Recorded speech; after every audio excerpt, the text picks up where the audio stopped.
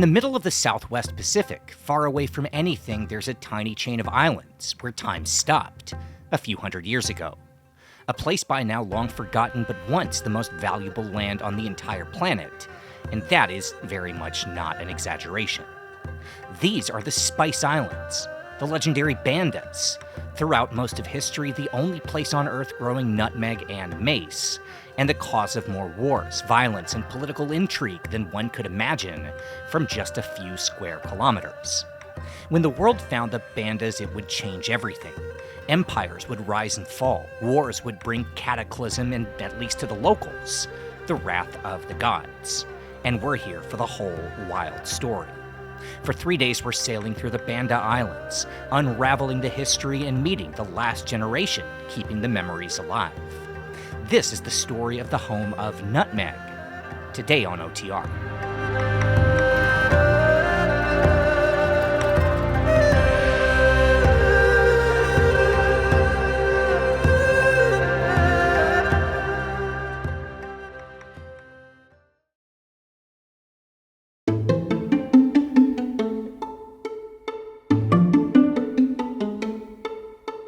Wherever you are, you can probably walk into your nearest grocery store and see a shelf stocked with spices that you take for granted, buy if you need, or walk right past without thinking twice. But for each of these items, well, before they garnished your pastries or topped your pumpkin spice latte, where did they come from? And how did they go in just a few short centuries, from the finest items in the richest palaces, the treasures of the Silk Road, to everywhere? From the cinnamon once rumored to come from the spring at the source of the Nile, to black pepper, so valuable to ancient India it was nicknamed black gold. The history books are lined with stories about saffron and cardamom, cloves and frankincense, but none held the value of nutmeg, the king of the spices. As far back as the days of the Hindu Vedas, nutmeg was recorded as the foundation of traditional medicine, and in China, the most fragrant and entrancing of all seasonings. Nutmeg was the prized commodity in the port of Basra when visited by Sinbad the Sailor in 1001 Nights. And in Byzantium, we see not just reverence for the ingredient, but the introduction of the name, a conjunction of nux muscus, or the musky nut.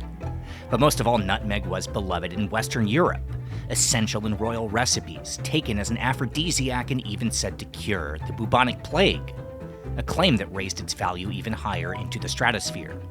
And that value was maximized by the Venetian traders who held a complete monopoly, a monopoly that was unbreakable because nobody knew where they got their stock.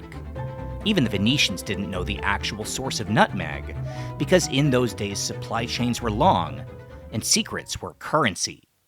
But of course there were rumors, stories told for thousands of years that somewhere out there, in a distant land called the East Indies, were entire islands full of the world's most coveted spice. Dear guests, we have just landed at Patimoran, the airport in Ambon. Please remain seated until the seatbelt sign is switched off and the aircraft is come to complete stop. For your own safety, please be careful when opening the luggage bin. Before leaving the aircraft, please take all your personal belongings in the seat and seat pocket so that nothing is left behind. On behalf of Lion Air Captain Muhammad Ilyas and the entire crew members, would like to say thank you for flying with us today, and we look forward to see you again on the next Lion Air flight. Thank you.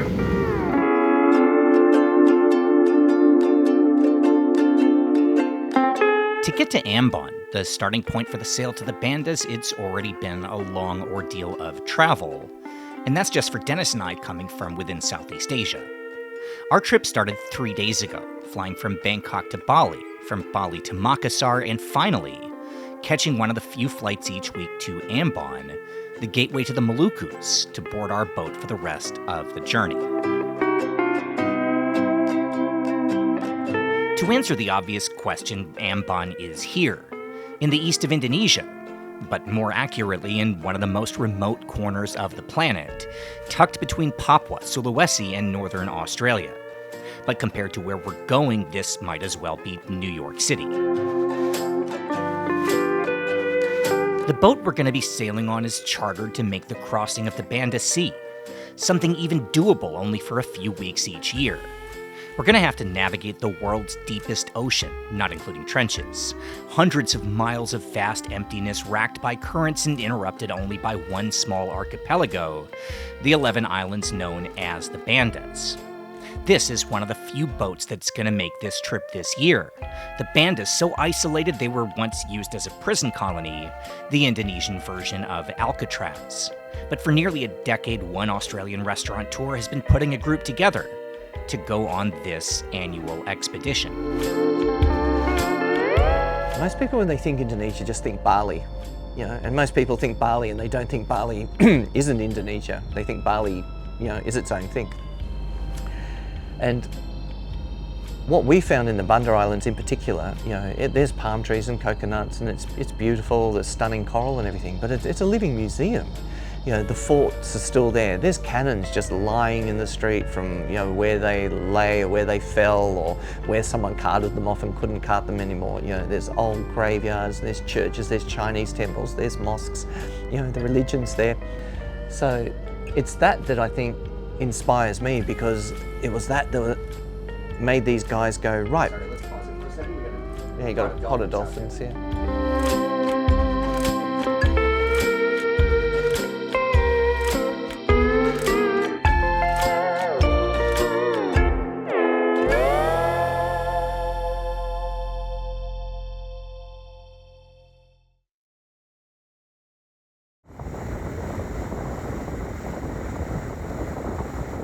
In 1999, a British author named Giles Milton wrote a book about a place forgotten by history. It was a small island called Rhun, just 3 square kilometers in the middle of nowhere. It had no strategic value, and hell, there wasn't even fresh water for agriculture. But somehow Rhun was once traded 1-for-1 for Manhattan. Literally the reason New Amsterdam became New York.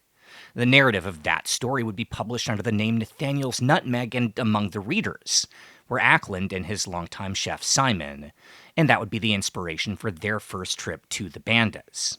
But what kept them coming back over and over was realizing how much more of human history was still there, fading into distant memory 1,000 miles from anything.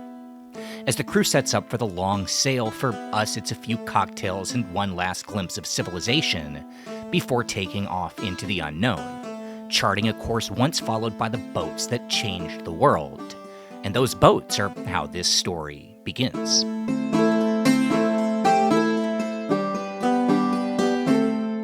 Around the year 1419, Prince Henry of Portugal set off on the first recorded mission to break the Venetian spice monopoly. Henry the Navigator, as he was known, didn't get far, at least relatively speaking. He only made it to Morocco. But he did take notice of a strange phenomenon that seemed to aid his passage, what would come to be known as the trade winds. And this kicked off a scramble to reach the distant corners of the ocean, looking for a route to the East Indies and a source of nutmeg. Now, by this time, the spice was selling for more than $50,000 per kilo, vastly more than gold, and even though no one knew where it came from, well, just the potential of this kind of riches brought investment from the maritime powers, and off into the great beyond sailed the ships we now know by name, ships that would fill in new parts of the map, stumble onto great continents, and bring distant cultures into first contact. The Columbian Exchange, the settling of the New World, the entire Age of Discovery, all born from the search for the Spice Islands. But still no nutmeg. So in 1510, the King of Portugal came up with a new plan. He sent his top naval commander, Alfonso de Albuquerque, to invade the spice trading hub of Goa, seizing the land and establishing the first European colony ever in Asia. In Goa, his men would find the source of cardamom, saffron, and black pepper. But the nutmeg, well, that was arriving from further away, the port of Malacca on the Malay Peninsula. So de Albuquerque's men set off immediately, putting Malacca under siege and claiming its control in 1511. And no sooner had they taken the city than a boat arrived in the harbor carrying nutmeg.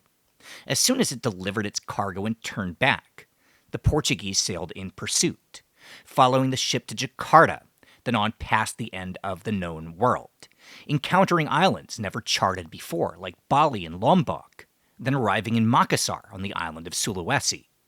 From Makassar, they'd find Kora Kora boats, loaded with nutmeg and coming from Ambon. And finally, from there, the last link in the chain, the route to what we now call the Banda Islands, the heartbeat of the world's economy, just a few tiny rocks in the middle of the vast ocean.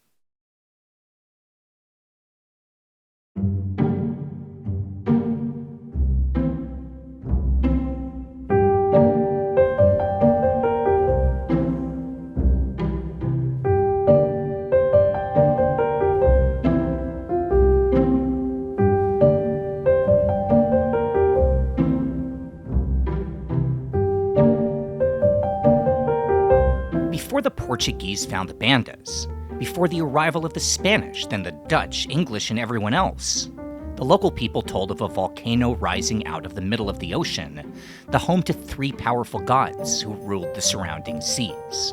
But one day the ground started to shake and the volcano erupted, and the gods flew back to heaven, watching as a small cluster of new islands were created from the ash. In the beginning, the islands were just rock, inhospitable. But before they came back to Earth, the gods scattered seeds for a magic plant, something that could provide forever for the people of the Bandas.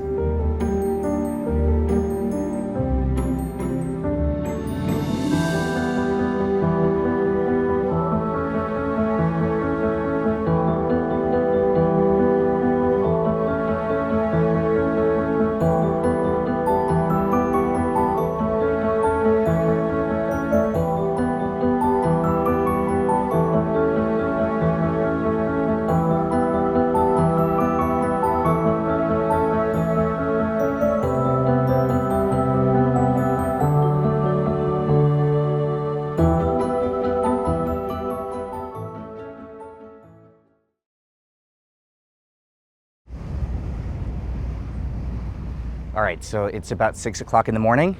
We've been sailing through the night. We took off at 7:30 or 8 from Ambon, and we sailed across the open water, and we have arrived in the only anchorable port, the island of Rhun. So what you see behind me, this tiny little piece of rock sticking up out of the ocean, this is the island that was traded 1-for-1 between the English and the Dutch for Manhattan.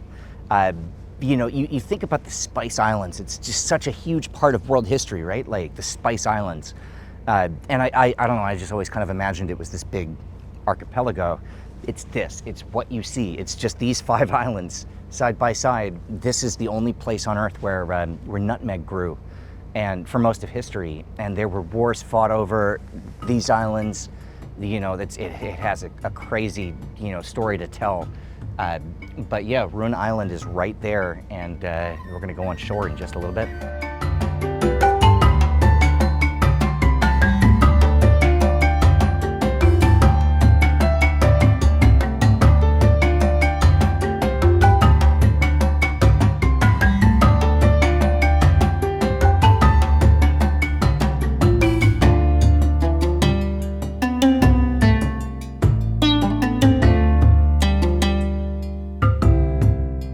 There are 11 islands in the archipelago called the Bandas, together covering just 30 kilometers from the western edge of Rhun to the tip of Hatta to the east. But even that number is misleading, as of the 11 islands, 4 are rocky outcrops too small for habitation.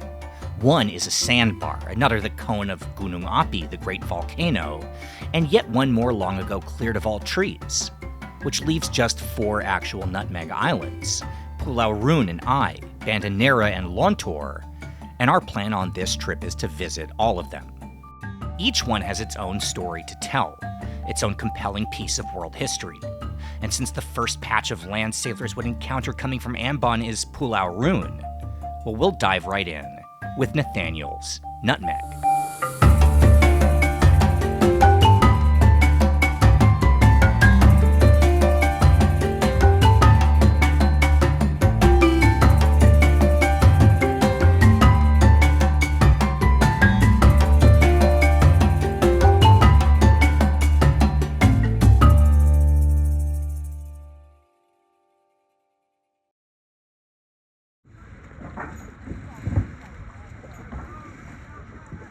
Welcome to Rhun, and then I'm Burhan.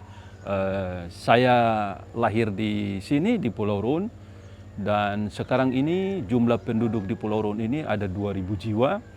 Dan sebagian besar dari masyarakat Pulau Rhun itu berasal dari Wakatobi atau Sulawesi Tenggara. Dan sekarang ini mata pencaharian masyarakat Pulau Rhun itu 80% nelayan dan sisanya itu sebagai pertanian atau petani. Tapi mereka yang jadi nelayan itu pun sesungguhnya mereka jadi petani lagi. Sebab untuk pertanian ini itu tidak setiap hari bisa menghasilkan panen. Jadi ketika di pertanian atau di kebun belum ada hasil, maka mereka pergi melaut setiap hari. Nah, kita punya hasil di laut ini banyak sekali, ada ikan tuna, ada ikan sardin, dan ada ikan layang, itu banyak sekali. Dan sekarang kita punya, ada nelayan dengan mancing tuna, ada juga nelayan dengan dengan jaring. Dan untuk pertanian kita punya pala, kita punya cengkeh, kita punya kayu manis, kita punya kenari. Dan itu semua sangat menghasilkan. Tapi komuniti utama yang ada di Pulau Rhun ini dari hasil pertanian adalah pala.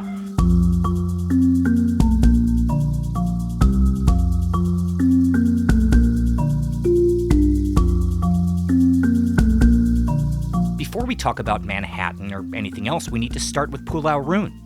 Because this is it, one village, and a forest of nutmeg trees covering the interior. A total of just 3 square kilometers, exactly 1 square mile, 2,000 people all living side by side.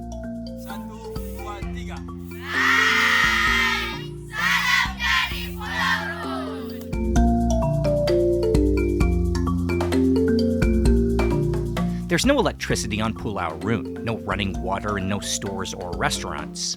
But what there is a small community where everyone knows everyone, and all essentials are shared, from fish and sago to the island's most valuable commodity. Dan untuk ambil di bawah, itu pala yang jatuh, ambil di tanah, itu anak-anak. Yang itu mereka untuk uang jajan, untuk beli es dan segala macam. Dan itu tidak dilarang. Semua anak bisa ambil di siapa punya pohon pala saja. Tapi harus angkat yang di bawah. Jadi tidak ambil yang di pohon. Tidak ada terbatas, Pak. Tidak ada terbatas. Bebas untuk semua. Bebas untuk semua. Tidak ada orang bilang, oh ini pohon saya, ini pohon. Tidak. Semua bisa ya. Semua bisa, tapi ambil yang jatuh di tanah.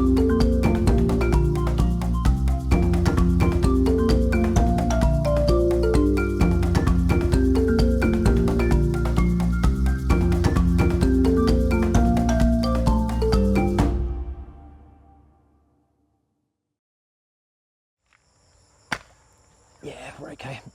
Okay. So we'll just open. It's still a little bit too green. But yeah. Oh, it's there. Yeah? Yeah. Have a smell of that. It's oh my God. Yeah. I know, That's right? crazy, yeah? It is nuts. Yeah, it really is. Yeah. It's nutmeg It isn't. and mace, yeah. Yep. So which part is mace? The red arrow sticking on the outside, the Yep. one that looks unnaturally like, it looks like melted red candle wax, but that's just the, yeah. Yeah. Yep. And that's dried and ground up and that becomes mace. Indeed, yep. And nutmeg is the seed that's also dried and then grated? Exactly that, Yep. yeah. The nutmeg's fetches less price than the actual mace itself. And the yeah. fruit obviously was never a thing because it would go bad before it would be exported, but it's Indeed. safe to eat. It's safe to eat, yeah. We make a juice out of this. It's an essential ingredient in the rujak. They make an ambon, which is amazing. And they dry it to make a candy as well, which is great, yeah. Is it safe to eat just straight off the tree, or is this not ripe enough? It's not really. I mean, at the moment, it's better if you mix it with other things. I guess it's quite astringent. I guess. So, But yeah. it's safe. Yeah, totally. Yeah, Can I absolutely. have a little bite? Yeah, please. Oh, Oh, yeah. this is the mace. That's a mace. Yeah, go that. I'm eating mace straight from the plant is crazy.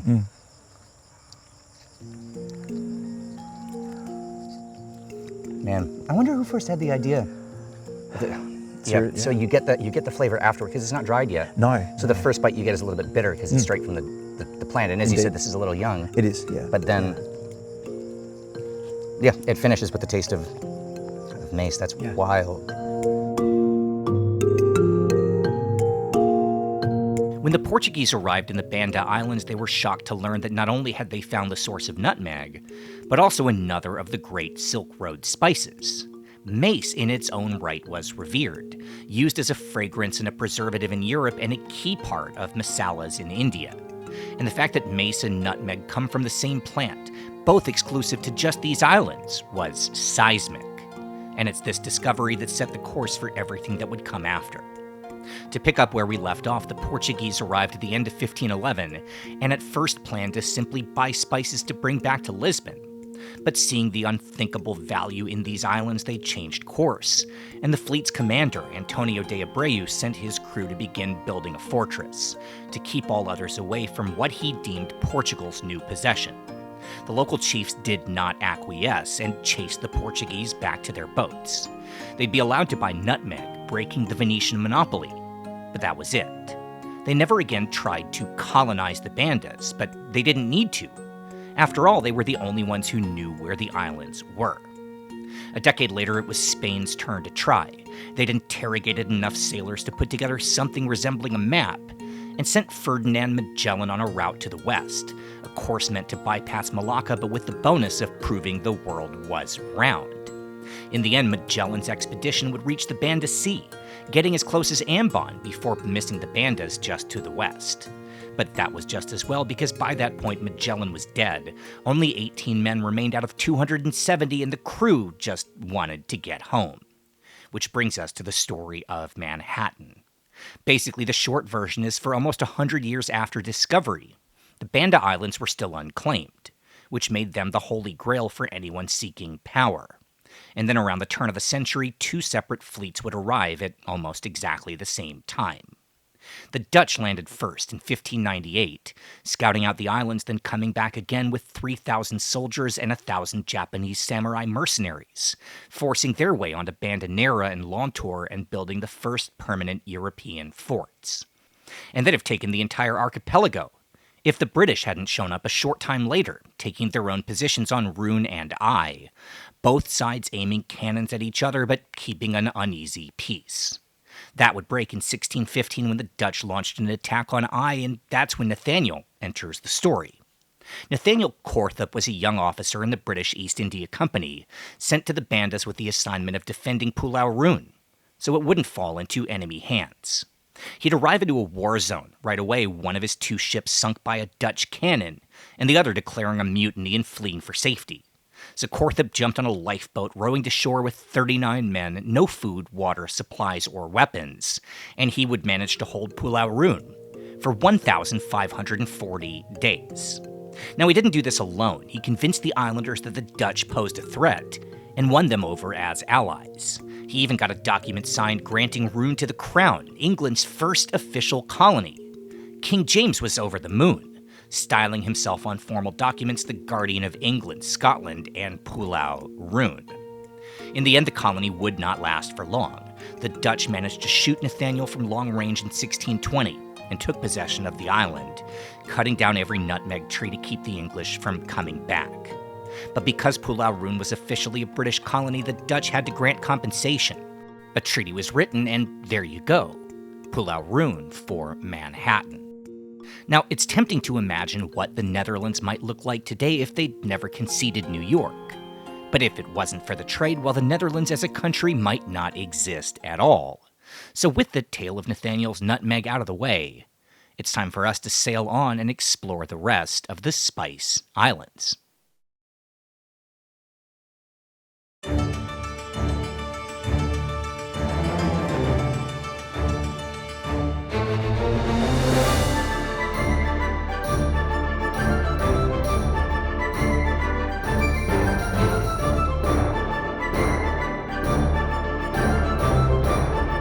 With so much happening since we set off from Ambon, we haven't even had time to acknowledge this boat.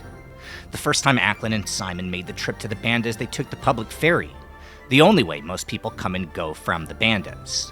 The Pelni, Indonesia's grim cargo mover, stops here just once every 2 weeks, and it's a rough journey.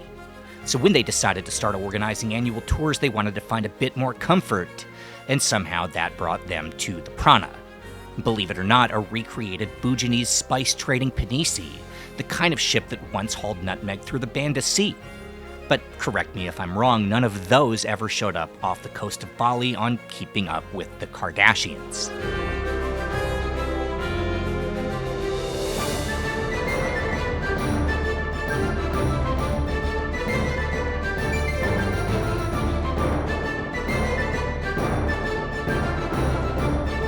The Prana is quite a base for our exploration. There are 9 staterooms, 3 levels of sun deck, and a full-service bar, which in this setting is aggressively tempting, especially since I have no idea what time it is or even what time zone we're in. But the libations are going to have to wait since it's just 4 kilometers from Pulau Rhun to our next island, Pulau Ai. And somehow the story there is even bigger than the trade for Manhattan, so we need to get to shore.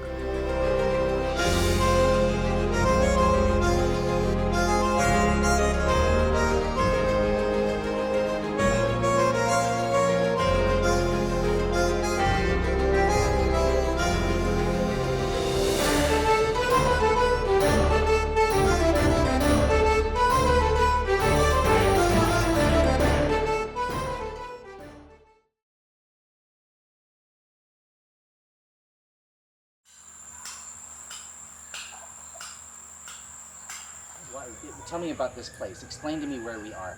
Yeah. Okay. Thank you very much for your kindness. And then this is Ai Island. The name is the Ai Island. That one is the old name. Yeah. And then before the Dutch coming here, English already here up. But before English is Portuguese already here. Before Portuguese, English, and the Dutch arrive here, and Chinese and Arabic are already here, and then still the name is Ai Island. Yeah.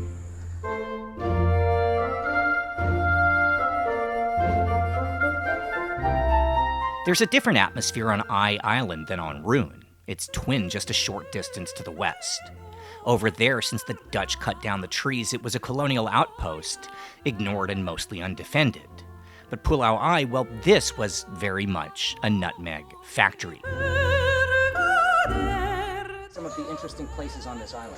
Yeah, in this island, the spot for the visitor fish ship, like the old European port, was built by the English, and then another buildings like the nutmeg store. When the Dutch occupied in Banda, that's the building, the house, like the mansion house, for the making the loading the nutmeg and the making the dry the nutmeg by smoke.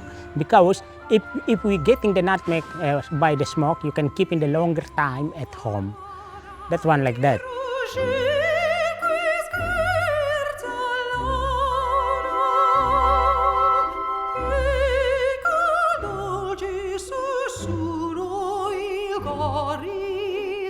Fort Revenge stands right in the center of the northern coast of Ai, overlooking the break in the reef that's the only approach to the island. It was built by the English, who used it to fire cannons at the Dutch on Banda Neira, and where the Dutch invaded when they formally declared war in 1615. The British would fight back and massacre the Dutch garrison, then the Dutch returned one more time and left no prisoners. Hence, Fort Revenge.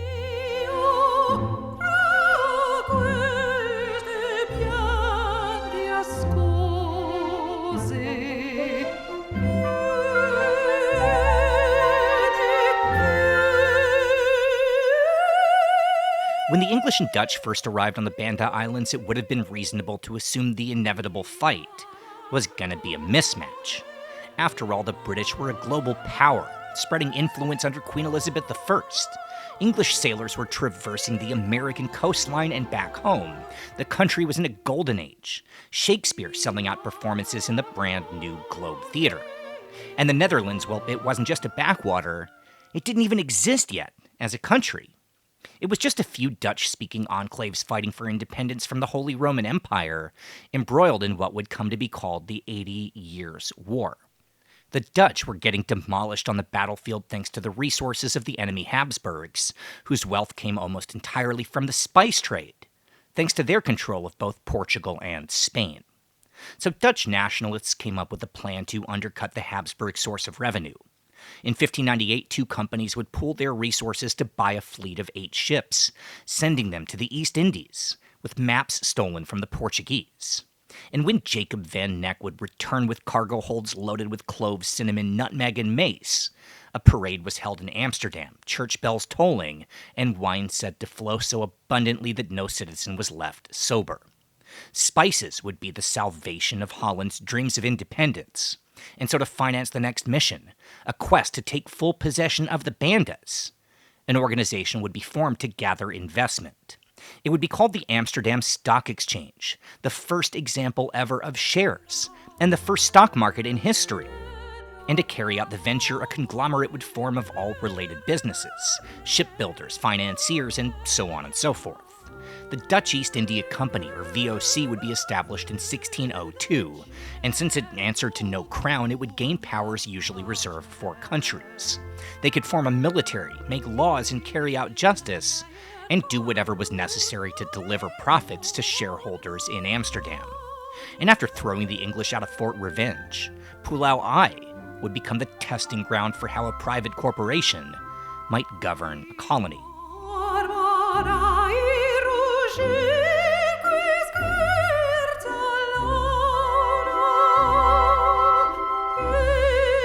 So this is the Pulau Ai, 100 years ago.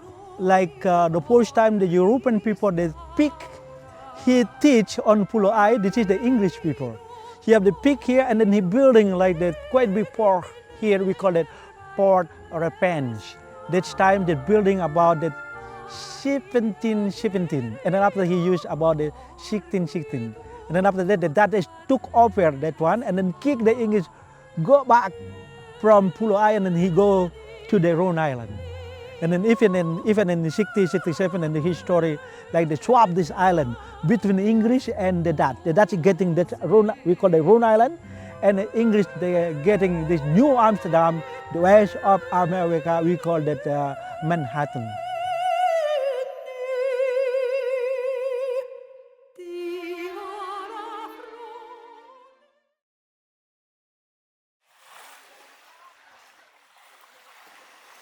How would you explain to tourists what this island is? So this is the Ai is very interesting because even from history, even from the coral, and everything is very interesting. So that's why the people come in. The reason why, because the number one, people want to come to Pulau Ai because he wanted to see that plantation, because it's very old plantation. This is from the Dutch, and that is still now.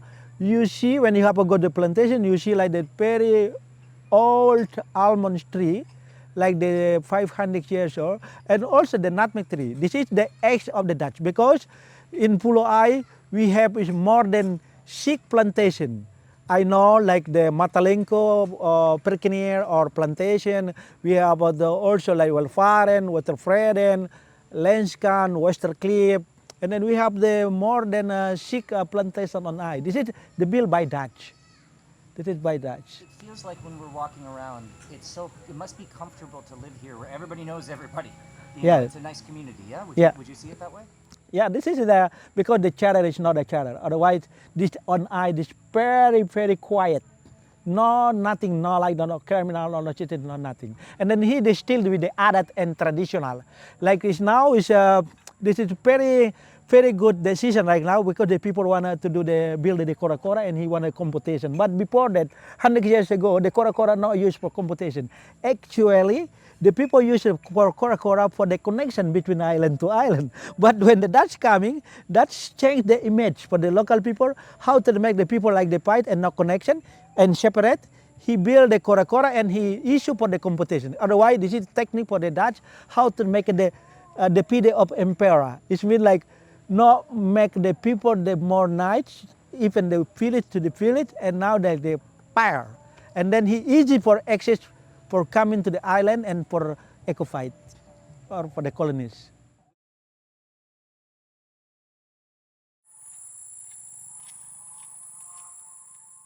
When the VOC took control of Pulau Ai, the first thing they did was to massacre the local people, killing anyone suspected of collaborating with the English and forcing the rest into slavery.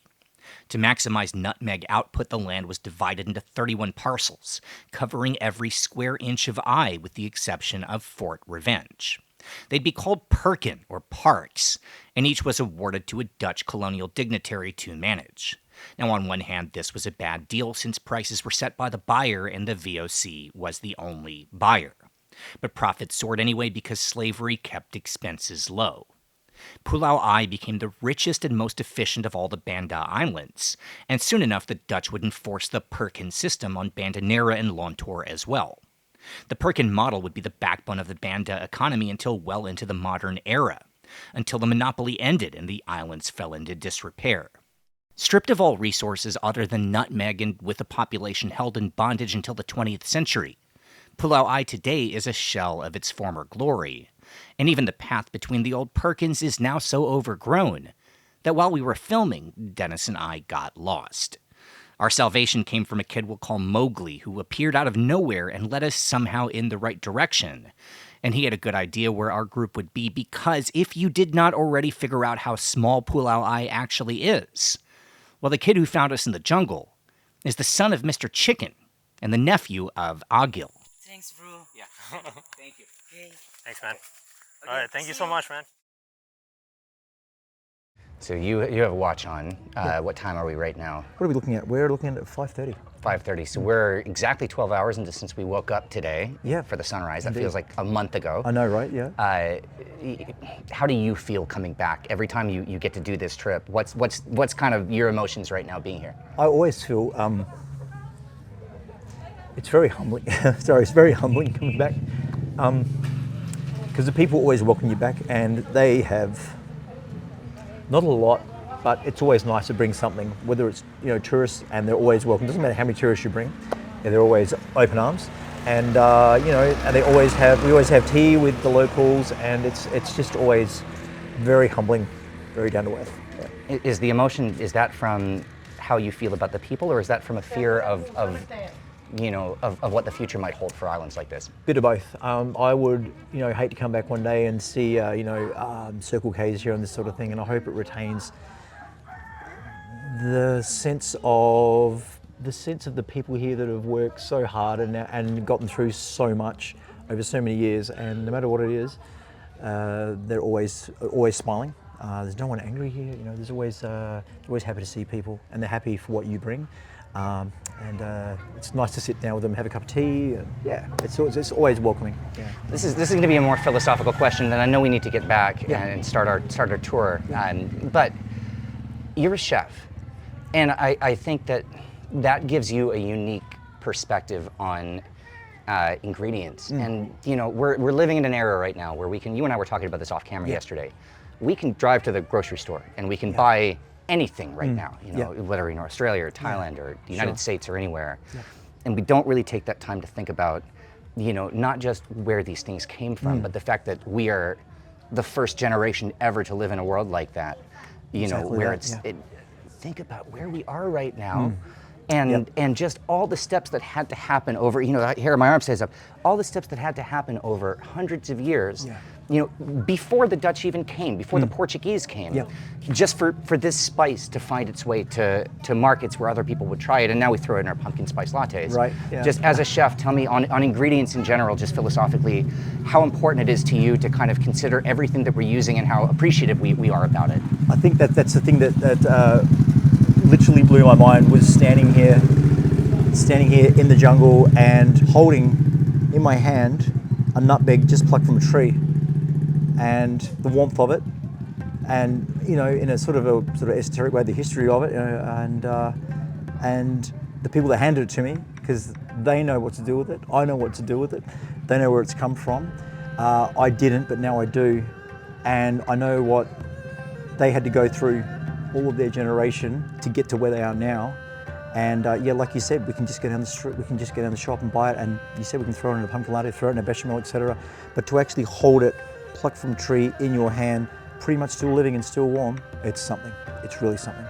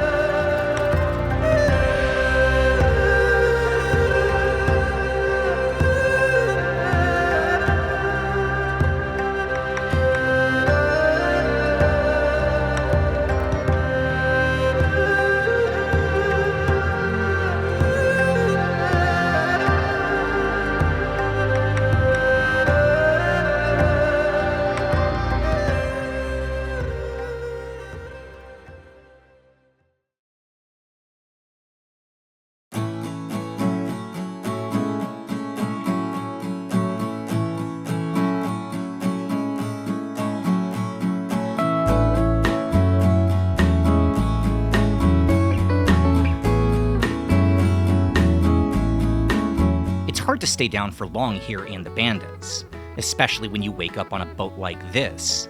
Thankful you're not crammed into the Pelny or being fired on by cannons. For all the history of the Banda Islands, it's almost an afterthought that this is one of the most beautiful places on Earth. A paradise not just for the views, but for the marine life that's made this a top 10 global destination for diving. Pulau Ai, a breeding ground for hammerhead sharks, and the reefs that circle the archipelago, home to an astonishing variety of marine life. And with some downtime, that meant a chance to get into the water.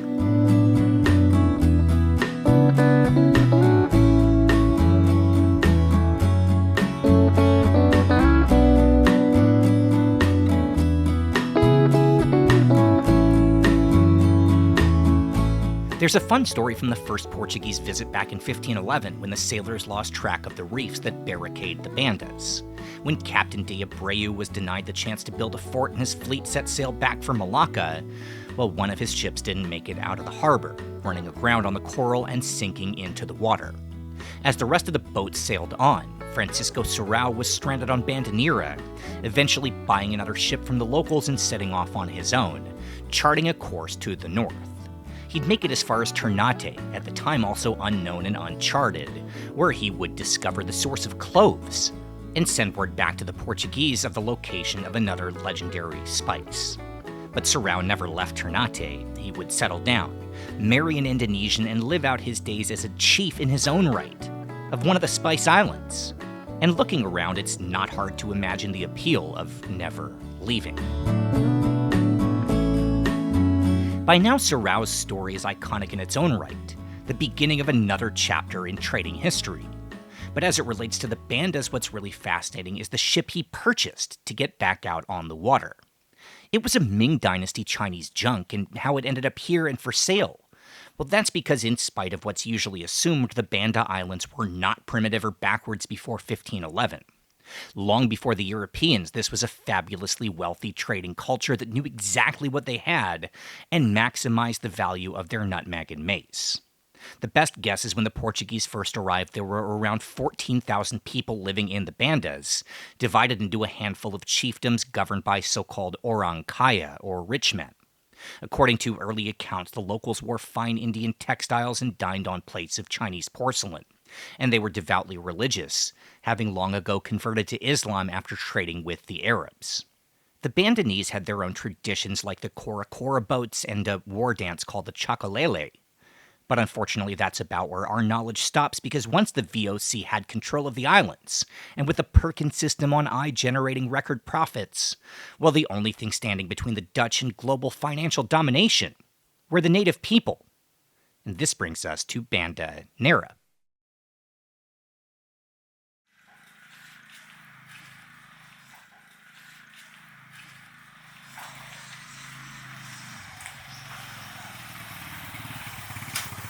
So Dutch colonial days, there were a lot of colonial buildings along here, and this was a promenade. So 5 o'clock, the Dutch would, get dressed up and they would promenade along here. You've got the harbour. This was the original harbour on this side. But after Federation, after the Indonesian government took over, they knocked down a lot of this stuff and built more parade grounds, I guess, to have, nationalistic parades. So a lot of that history's gone. You can see it in the building just up here on the left. Gives you an idea of sort of the buildings that we're talking about that would have gone down here. So you imagine back in the day, it's 5 o'clock, let's get dressed up, let's go for a bit of a walk, meet up with the Koens and the Janses and the Jürgen Harmons, all the IKEA names.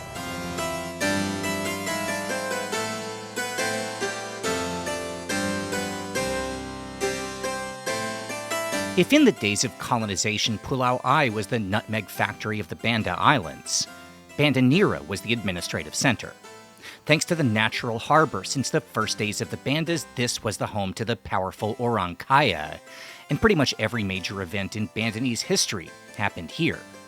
It was along these streets where Francisco Serrao negotiated for that Chinese junk that would bring him to Ternate. This was where each group of Europeans would meet with Bandanese chiefs, and it's where for more than 200 years every single ounce of nutmeg and mace on Earth was consolidated, packed, and shipped by the VOC, the economic engine that built an empire.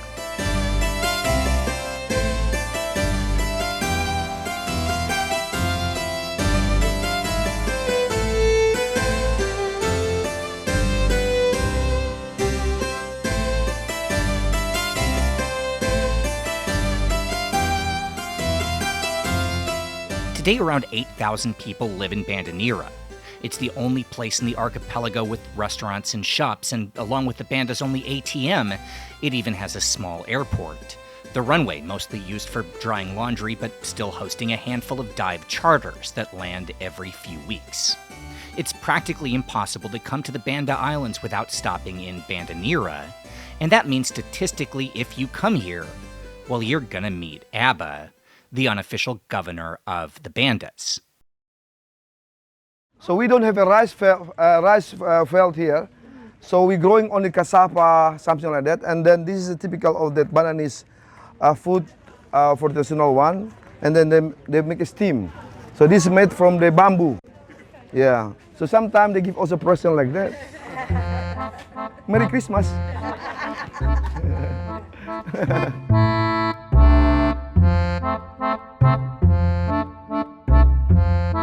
Abba is the Banda Islands resident historian, the keeper of the local museum and one-man welcome committee for all those who come to Neira.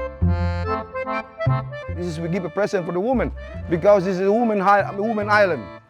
Yes, so if a woman happy, the man is happy. Yes. Yeah, every life. Yeah, every life. And told you this is a very nice. They call the Spice Island, and then tonight you'll be Spice Girl, Spice Man.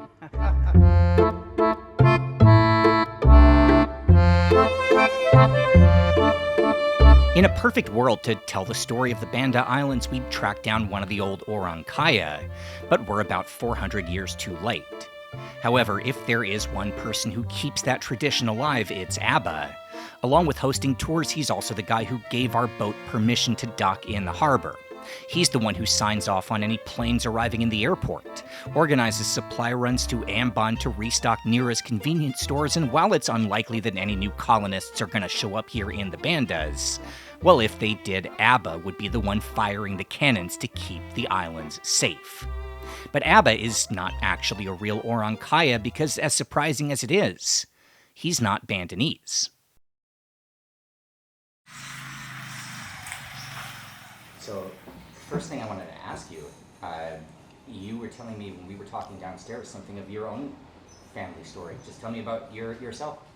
Thank you very much for coming and visit us. We're proud that you come and visit my place and then you know more back of my history. Actually, I have a big long story about my family. Of course, the family have a father and mother. I start from my father way, the father way in the 17th century, how the Arab people, they coming from Hadramaut, they sailing to the Asia, and then they stop in Java. So they coming, at the time my grandpapa, my father arrived in Surabaya, and after from Surabaya there is many cargo boat, the Dutch cargo boat, they go into the boat and then they bring to the Banda Island, but they are not working a trader. And then this is the way how my grandpapa arriving in Banda Island. And then coming from my father, my mother also, the Dutch took, this is different way, the Dutch took my mother way, family coming from Batavia, from Banten, who is a worker. So they use, the Dutch took all the people from Java at the time, especially for the women, they come to the Banda Island and work at the plantation because a lot of plantation but not local worker. This is the way how my father and my mother come, and after I was born in this place.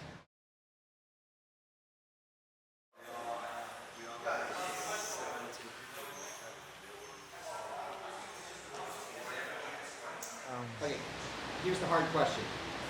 You can talk as long as you want. This is a complicated question. You have many tourists come here. I'm sure you've told this story before. Tell me the history of this island, Banda Neira, as far as you know it.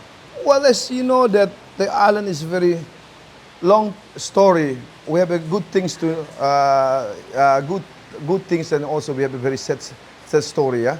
So I told you the beginning of the life of the Banda Island, Leafy Banda, the king of the Banda, they call Andan, and then his wife.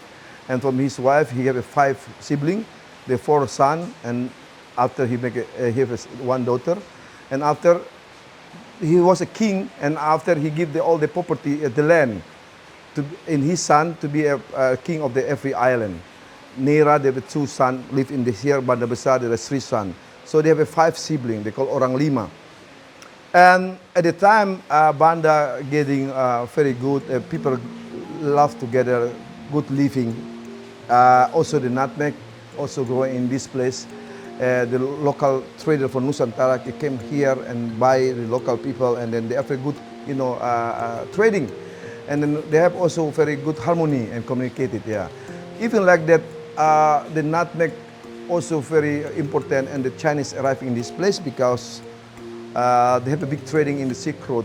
So they took all this local spice, the nutmeg from the Banda Island, they close from Ternate and Tidore, they go to the north side.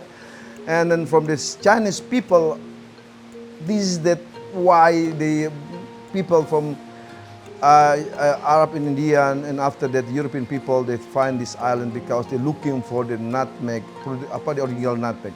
But there was a story also in between, 10th till 14th century. So they lead by the Orang Kaya, the Banda, his people is very welfare, very good. Everybody rich, everybody love each other. But the big problem at the time when the Portuguese coming, the expedition by Sarawak and Adebra in 1512. And after that, they have a little bit problem with the king of the Banda Island, and the king of the Banda to the north side, and they take over the south of Neira, and then build the fort. And at the time, Europe, everybody know about Banda. There's no king anymore because the Portuguese already occupied it. And then you know what happened? The Dutch and the English, they follow the way how the Dutch, the Portuguese arrived. The British, the British arriving in Ai and Rhun, and that's enough for them. So they make a good trading with local people there. And after the Dutch coming here, they anchor in the Banda Besar. But the big problem, because the Dutch also want to dominate all the trading, because only the nutmeg, also the price of the nutmeg in the middle century, with the nutmeg is the dominate the stock market in Europe, and then in their mind there's no way that we put all of our military and stronger for how we dominate and control the nutmeg trading, and they tried to build the fort in this place, the Nassau and Broucke fort. And at the time, the Balinese people don't agree, and then don't like very much, because they break a lot of the peaceful agreement. What I told you, the Balinese say, if you want to come to Banda, we are accept to you. We are welcome. But please remember, don't disrupt our religion. We are a Muslim already.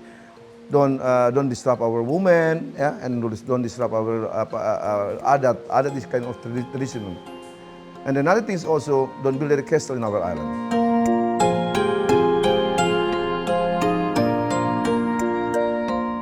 In 1607, the Dutch East India Company sent a delegation to the Bandas, offering terms for an agreement of exclusivity for nutmeg grown on Banda Neira and Lontor. The Orang Kaya and the Dutch representatives met on top of the highest mountain, sealing their contract in blood, marking the event with an engraving still visible today at a place called the Bloodstone. This to the Bandanese was a binding agreement. They'd allow the Dutch to buy whatever they wanted, but with no military presence, no Dutch construction, and no interference with the local way of life. But of course, as you already know, that would be ignored. The Dutch right away declaring war on the British, abusing Bandanese farmers and forcing the natives to vastly increase production. And then in 1609, the Dutch would begin construction of the first Banda fort here on Neira, a direct violation of the agreement of the Bloodstone. The VOC commander in charge of the project, Admiral Peter Verhoef, was called to a meeting with the local Orang Kaya. But this was a trap. The Dutch were surrounded and ambushed. 46 Dutch officers and soldiers would be killed, but at least one would survive. Jan Petersen Koen would escape and sail back to Jakarta, then eventually return to the Netherlands. For the next 12 years, Kun would work his way up the ladder of the VOC, gaining power and influence and building his own formidable army, bolstered by Japanese samurai mercenaries.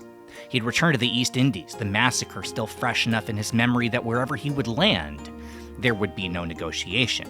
His forces crushed the Sultanate of Banten, the Sundanese of Java, and with every victory he would rise in stature, finally appointed the Governor-General of the entire East Indies. Now by this time the Dutch ruled the Bandas. The English had been kicked out, Nathaniel Korthup was dead, and there was no practical need for an invasion. But to Kun, it was personal. On the way to come to the Banda, the Bandanese people already know from people from Hila that they say that the Kun were coming back, and then they suggest to the Banda people, told by orang kaya, it's better you be not too many make a problem. You have to be polite, you have to low profile, because they want to come, there's no negotiation. If you don't want to surrender, then they will come and kill everybody here.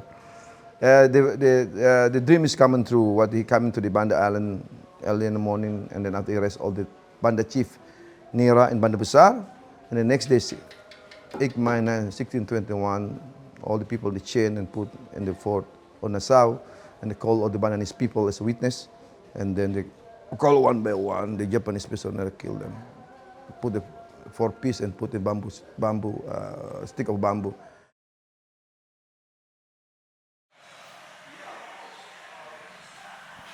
For a long time, it was assumed that every single man, woman, and child of the Banda Islands, almost 15,000 people, were slaughtered in that one day here on Banda Neira. In recent years, genetics shows that that might not be the whole story. At least a small number were likely kept alive and sent to Jakarta as slaves, and a few more managed to escape to the remote Kai Islands. To this day, there are 2 villages there, where the people still speak ancient Bandanese. But for all intents and purposes, after May 8, 1621, the Bandanese people, here for 8,000 years, were gone, functionally extinct in their own home islands, executed by official policy of the world's first multinational conglomerate, for the sake of increasing profits for shareholders back home. To replace the natives, slaves were shipped in from the other Dutch holdings, including the ancestors of not just Abba, but everyone else we've met since we arrived, and pretty much every single person on the Bandas today. By now, 400 years later, these are the Bandanese. This is their home. They build koras and dance the chakalele not because it's their own heritage, but as a tribute to the people whose houses their relatives once moved into, and whose nutmeg trees they were forced to cultivate. I never thought of this before, but I'm curious, with so much terrible history of what happened to the people here, why do they allow the old Dutch forts to still stand? It's like everyday reminding of what happened, but don't tear it down. Why not? Why is it still? Yeah, well, this is a good story. Well, to be honest, we are here, we are of that, not the native of the Banda who are get experience direct. We are a second generation. The Dutch came here, so we don't know about the story, but we only know about the people talking about that one. Yeah, and you know why that Dutch make the destroy of that one? They did it already not by people. They did it already by the God, by the disaster. You know what happened after 1621, when the Bandanese people get murdered, the massacre? It seemed like they got very angry, and the Banda spirit also very angry. There are a lot of disaster that coming, the earthquake, and also the eruption of the Banda Island. That's why some of the the wall is fell down, and at the time also the Dutch is very scaring, because and they know that, and then at least the understanding that the island is more spiritual, and they use the people who work with them. They permit again to do some ritual of spiritual things, and we did every year for commemorate of the massacre. Every year, me and the leader of the island, we we do a local performance by the Chakalele, but before we do some offering. We do some offering, permit the ancestor, and after we go inside, do some praying, and then we tell the story about everybody. That the place who are happen, and then we make the detail of the history a long time ago. For us, it's also good things, to memorial people how long time ago the native of the Banda, they are with the brave heart. They don't want any step of the land to give to anybody, because this is the sacred place, sacred land. To have we are Bandanese have to keep, and we are a king in this island, not to give to anybody outside.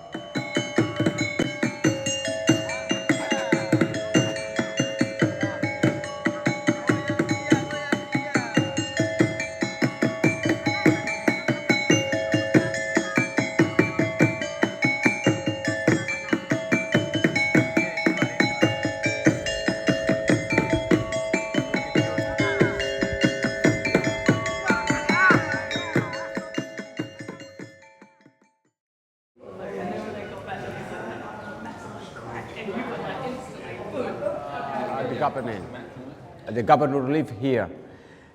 And then this, when 18th century, the Christopher Cole, the Royal British Marine came, and then he conquered this island. And then, he came with his boat, and then he saw from the sea, and then boom, yeah. This area actually, when the government restoration this building, they try to fix with the cement to fix, but always drop. So after that they cover with the glass, yeah.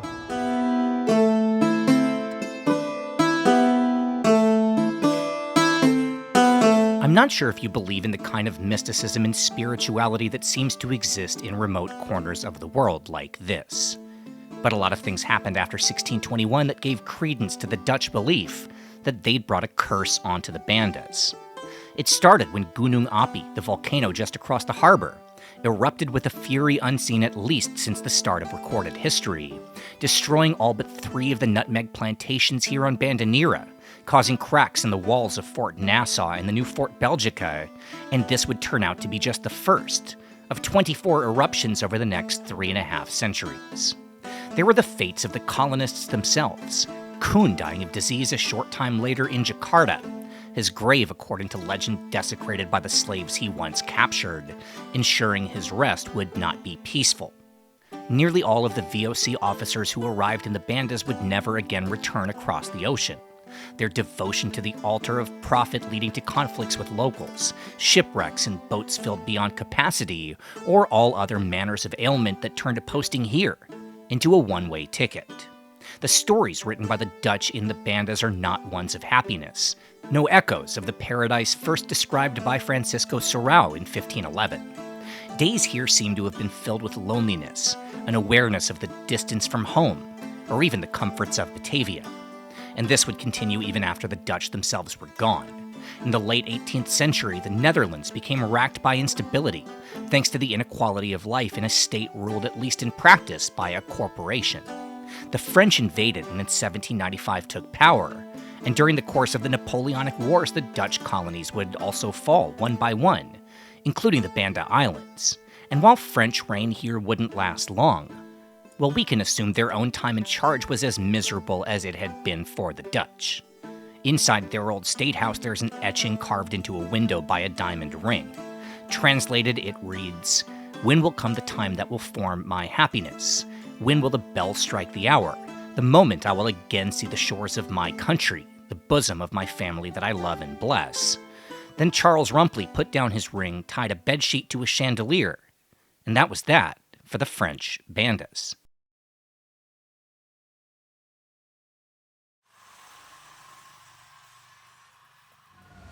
I think you get the impression, like on the boat for Simon and I, it's not a tour.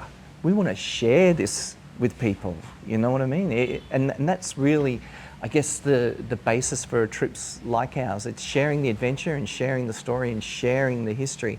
And then when I was watching your channel and I was watching these deep dives into things like mussum curry and stuff like that, and I was nervous reaching out to you because I thought it might be, you know, you want me to promote something or to do something, but I just kind of wanted to share it with you and, you know, and invite you along, because I thought if anyone's going to tell the story of nutmeg, but tie it into food, because the nutmeg itself and the mace is used much more in Western cooking and contributed so much more to European. You know, it was thought to cure the plague, you know, and it's been around for hundreds of years over there. But the journey that nutmeg took to get from here to some king's table in England is a monumental journey, and it wasn't via water pre-1500s. It was overland. Well, most of it would have been overland, you know, and it wasn't until a spice like nutmeg and cinnamon and cloves, the value was such that then the Portuguese and the Dutch and the English thought, if we can get a boat to these islands, we can take that monopoly away from Venice, and the riches of these islands become ours. And the riches of these islands, it's a food. They weren't looking for gold, they weren't looking for silver here.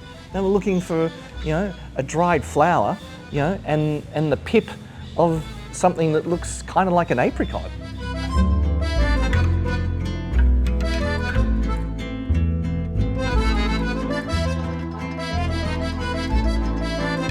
The end of the Bandas' heyday at the top of global economic power would come quickly after the Dutch massacre.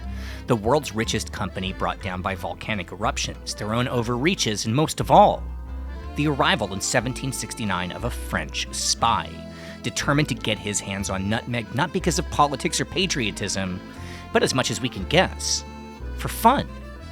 His name was Pierre Poivre, and he began his career as a missionary. But from the start, he dabbled in extracurriculars, jumping on a naval ship from Macau to the East Indies, where he got his arm blown off in battle. On his return, he'd abandon the church and instead post up in southern Vietnam, petitioning the French king to allow him to set up a trading post, which would eventually become the city of Saigon, and then the colony of French Indochina. As a matter of fact, he'd write a book about Vietnamese produce, which would inspire Thomas Jefferson to plant rice in the Americas, a wild story we covered in another video. But as for Mr. Poivre, well, he didn't see any of that happen. He was kicked out of Vietnam after only 2 years when he kidnapped a royal child to serve as his interpreter. So on he sailed to the east, exploring the Moluccas and landing on dozens of uncharted islands, obsessed with the idea of finding nutmeg somewhere previously unknown, just like the great Portuguese explorers 250 years earlier. This did not happen, but Poivre would land on his feet and rise through the ranks of the French government, in 1765 named as the head of the colony of Mauritius. Now, why he returned to the East Indies, no one knows. But 4 years after his appointment, he left on a daring mission, sailing to the Banda Islands and somehow undetected, loading his boat with nutmeg seedlings, then taking off and planting them in Mauritius, where nutmeg still grows today. Now, Pierre Poivre is largely forgotten by history, and the credit for ending the Dutch monopoly usually goes to the English, who, after taking possession of the Bandas, brought boats full of nutmeg sprouts to Sri Lanka, Singapore, and Grenada. In fact, that's nutmeg on the Grenadian national flag. But there was one way that Poivre would be commemorated. A decade after the nutmeg heist, the English would go to war against the Dutch, and to make fun of their enemies, they'd tell their kids about the great thief who ended the spice monopoly. In time, this story would evolve into a nursery rhyme and then a tongue twister, Pierre Poivre, or Peter Pepper, becoming Peter Piper, who picked a peck of pickled peppers, and while that might not be the most impactful legacy of the Bandas, it still counts. And with that, well, we still have one more day to go, and the biggest nutmeg island waiting in the morning.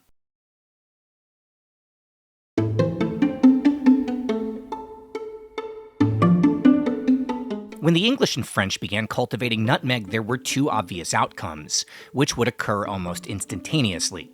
First, the supply would dramatically increase, and of course that meant the price would crash.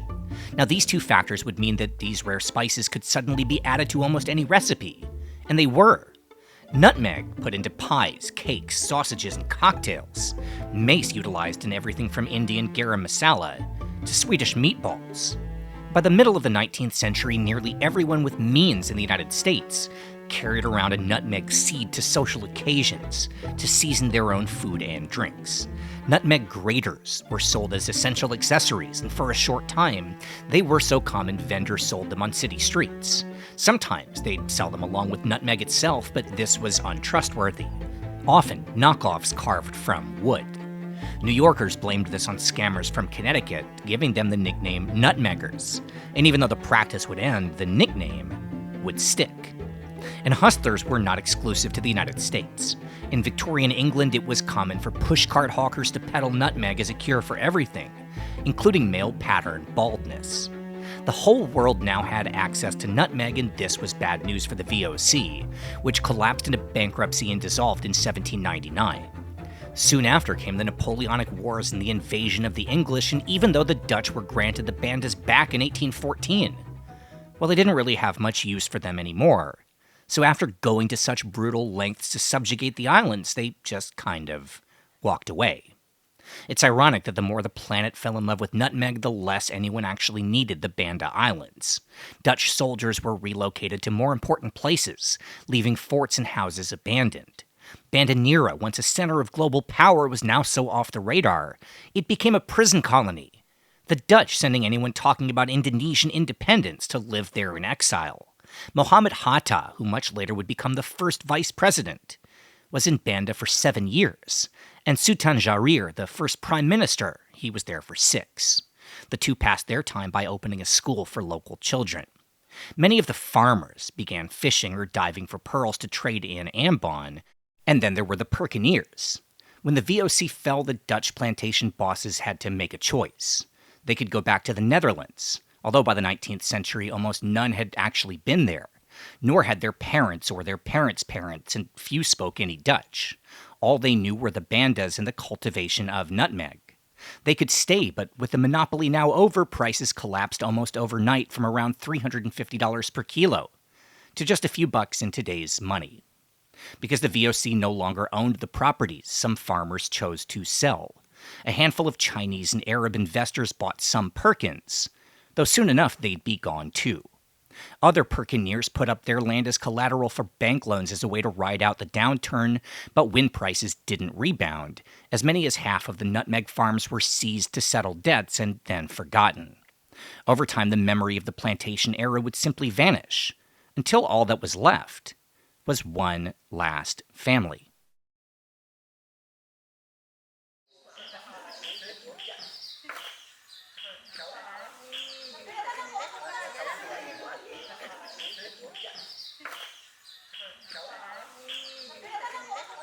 Jadi yang pertama masuk di Banda dulu namanya Peter van den Broucke ya. Itu yang pertama. Dia admiral angkatan laut kerajaan Belanda. Nah, setelah Peter, karena dia orang angkatan laut ya, bukan seorang petani ya. Waktu dia kembali ke Belanda, dia bawa adiknya atau saudaranya yang namanya Paulus van den Broucke.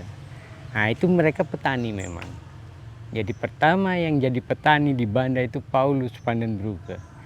Tinggalnya di Rhun di Pulau Ai. Itu pertama perk yang dibuat tahun 1680-an ya. Kurang lebihnya begitu. Nah, setelah dari situ, dari generasi ke generasi mulai memperluas area perkebunan di Banda, Kepulauan Banda ini ya. Jadi sampai di Pulau Ai itu dibangun 2 Perkeniernya 2 ya. Setelah banyak dari keluarga van den Broucke itu namanya hampir sama semua. Ada yang Paulus Johnson, Paulus apa itu. Ya itu ada berapa orang yang namanya Paulus. Ya, terus ada yang bernama William itu ada berapa orang juga ya. Nah, termasuk grandfather itu namanya William van den Broucke, anaknya namanya William Steiner van den Broucke, terus bapak saya Benny William van den Broucke, sampai ke Pongki. Nama saya dulu waktu kecil Paulus van den Broucke, nama saya ya. Nah, cuma orang-orang suka panggil, orang Indonesia lidahnya ini ya, panggil saya bukan Paul tapi Pong. Pong. Nah, akhirnya panggil sekarang jadi Pongki Pandan Broucke. Iya, padahal Paulus Pandan Broucke. Iya, itu nama saya.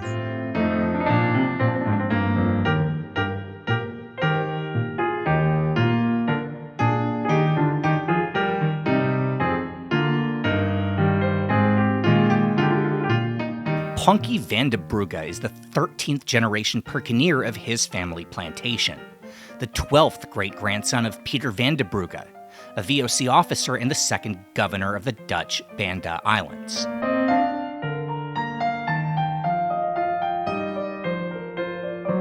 Jadi kalau pilih, Ya, berapa orang bantu? sekarang tinggal 6 orang ya. 6 orang? 6 orang yang bantu. Jadi kalau satu Iya. hari berapa mereka bisa pilih? Banyak juga, ribuan ini ya. Serius? Iya. Beratnya berapa? Satu orang tuh satu hari tuh bisa dapat sekitar 3.500 biji pala. Oh ya? Iya, satu hari.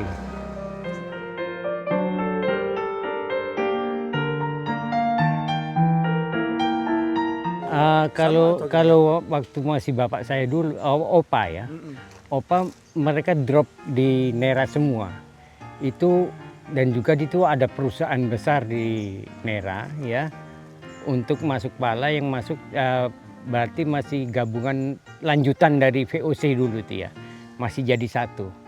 Jadi dari situ nanti mereka jual semua, baru mereka itu. Tapi kalau sekarang sudah bebas ya, semua orang bisa beli pala, bisa jual pala, jadi sudah tidak macam dulu lagi.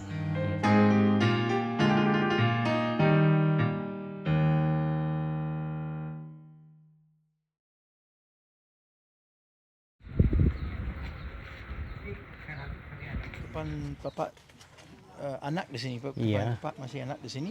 Iya. Bagaimana hidupnya di sini, Pak?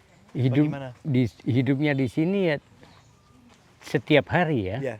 Pekerjaannya dan saya juga ikut Iya. bantu waktu Iya. masih anak-anak Iya, itu. iya. Kita kan masih senang bermain ya. Iya, iya. Nah, kita cuma lihat saja orang tua cari pala, terus jemur fulinya ya. Iya. Jemur mace-nya itu. Nah, di sini biasanya jemur pakai alat itu ya. Yang itu ya. Iya, Itu iya. untuk jemur mace-nya Iya, iya, di situ ya. Iya. Nah, itu biasanya kalau matahari full bisa 8 jam sudah kering. 8 jam? Iya, 8 jam udah kering. Oke. Nah, terus sedangkan palanya itu kalau malam kita kupas ya. Yap. Biji pala sendiri, mace fulinya sendiri ya. Dipisah malam hari. Iya. Nah, itu biasanya satu keluarga satu ini baru sambil menyanyi begitu ya, Oh, iya? sambil Iya. sambil main ya sandiwara begitu ya. Iya, iya, iya. Nah, itu setiap hari kalau musim pala. Musim pala ya. Dan juga pada saat zaman kolonial Ya. tidak ada yang bisa panjat pohon pala, tidak boleh. Jadi pakai alat khusus untuk ambil pala dari bawah saja. Dari bambu ya itu? Dari bambu, Iya, iya. Terus ada dia punya, ya itu nama. Kayak keranjang. Iya, keranjang, nama gai-gai. Iya, iya. Ya orang Banda bilang gai-gai. Gai-gai. Iya, jadi setiap saat, tiap hari, jadi jam 7 sudah start, ya, Oh, iya? naik pala, ya. Nanti sampai jam 3, Oh, iya. jam 3 sore. Yap. Nah, di sini ada bel. Jadi teng istirahat. Oh gitu, Ya, jam 3 pas. 3 terus turun Oh mereka. iya. Oke. Nah, itu. Jadi mulai sortir pala sekali ya. Oh iya. Mereka sortir, terus yang kurang bagus dipisahkan sendiri ya. Nah, itu setiap hari pekerjaannya begitu saja. Iya.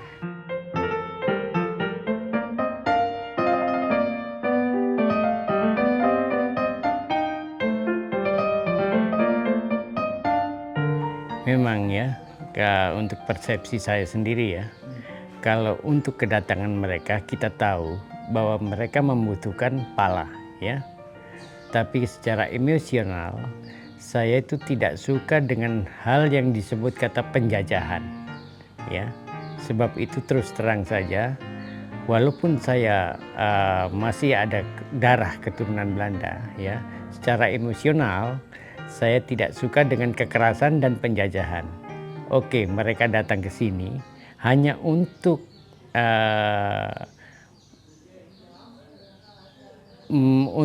lebih akrabnya lagi atau ini sebab untuk pala saja, ya.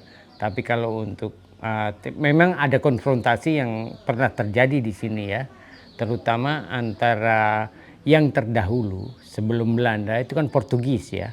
Memang ada konfrontasi secara militer, tapi Belanda lebih kuat sehingga Portugis keluar dari Banda ya. Dan untuk selanjutnya di situ saya tidak menginginkan adanya perselisihan lain dengan penduduk lokal itu. Jadi saya lebih suka begitu daripada peperangan ataupun pembantaian begitu.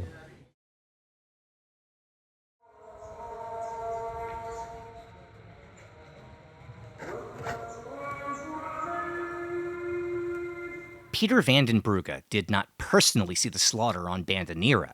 He arrived maybe a month after it had taken place to relieve Jan Pietersen Koen when he was recalled to Jakarta.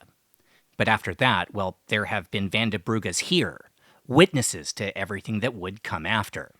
The rise of nutmeg in global finance, the construction of forts, churches, and palaces, 24 eruptions of Gunung Api, the treachery of Pierre Poivre, the Napoleonic Wars, the arrival of political prisoners, and in 1942, the end of Dutch rule replaced by the Japanese as occupiers during World War II. And if things were already bad, well, they were about to get worse.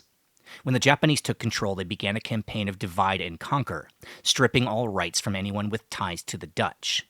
Ponke's grandfather was thrown into prison. The divides would deepen after the end of World War II, Indonesian nationalists viewing Bandanese Christians with intense suspicion. Sectarian violence would flare up on and off until 1963, when the new dictator Suharto enforced a tenuous peace. Tensions would simmer, getting worse as Suharto resettled 100,000 Muslims to the Malukus, looking to swing the balance of demographic power. Then in 1998, Suharto would fall, and the chaos that followed would come to a head on Ponke van den Broucke's plantation.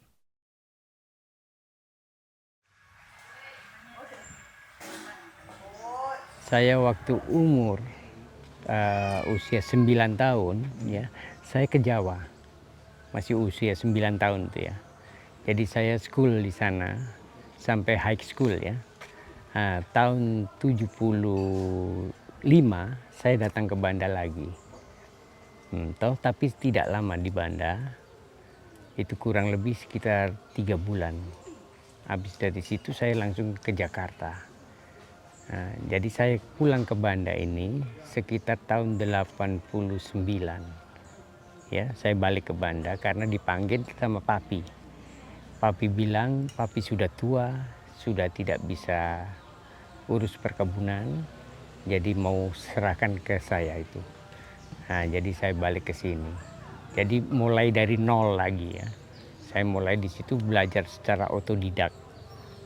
Saya belajar sampai saya mengetahui semua tentang perkebunan pala. Sebetulnya di Banda ini paling enak. Ya, saya bilang enjoy ya, tidak terlalu berpikir banyak-banyak. Cuma yang penting prioritas utamanya itu kita betul-betul tahu bagaimana cara memperbanyak pohon pala dan cara menanam pala dan cara ambil pala. Itu saja yang tidak terlalu pikir panjang ya itu. Jadi itu yang saya suka di situ. Mengingat dulu waktu masa kecil-kecil ya, waktu saya masih kecil di sini, saya pernah lihat mereka begitu.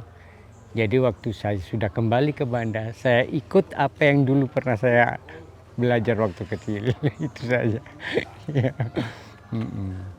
Jadi itulah yang bikin saya senang tinggal di Banda.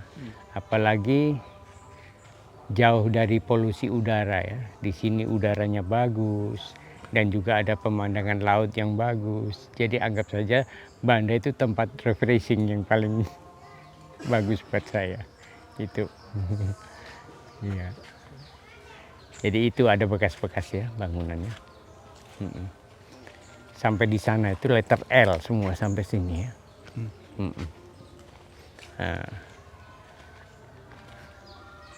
Itu. Jadi semuanya ini habis dibakar. Dibakar semua itu ya, termasuk rumah ini juga dibakar habis. Ini.